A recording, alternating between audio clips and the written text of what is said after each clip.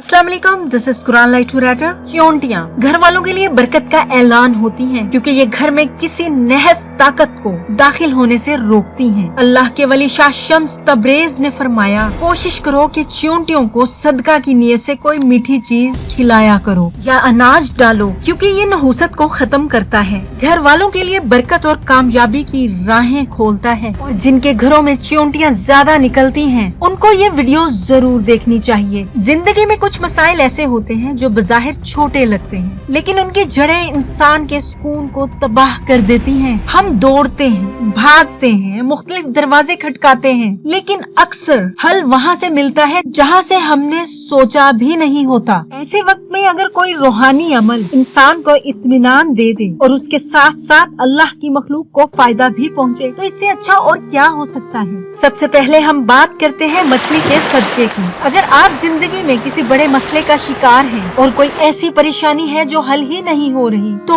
बहुत ही आसान रूहानी अमल, बस बाजार से एक छोटी सी मछली तकरीबन आपके हाथ की लंबाई के बराबर घर ले आएं, उस पर 11 बार सूरह फातिहा पढ़ें, उसे किसी बाग या पानी में छोड़ दें जहां मछलियां हों और वो उसे खा सकें। मछली के गोश्त को जैसे जैसे दूसरी मछलियां खाएंगी वैसे वैसे आपकी मुश्किल आसान होती चली जाएगी। ये अमल किसी हदीस से नहीं है, ये अमल उन बुजुर्गाने दीन के तजर्बात से है जिन्होंने मुख्तलिफ अमल आजमाए और दूसरों तक पहुँचाए। जिन घरों में या आस पास चींटियां अपना घर बनाती हैं, वहाँ शैतानी ताकतों को घर में दाखिल होने से भी रोकती हैं कि अल्लाह ने इसे इंसानों की हिफाजत के लिए पैदा किया है। ये चारों तरफ ऐसी ताकत पैदा करती हैं जिससे नजर, हसद और शैतानी ताकतों के असरात घर में दाखिल नहीं होते। चींटियों को बगैर किसी सबब के मारना या उनके घरों को तोड़ना इंसानों के नसीबों, कामों को उलझा देता है। अगर आप जिंदगी के अंधेरे खत्म करना चाहते हैं तो 1 किलो चीनी पर 7 मरतबा सूरह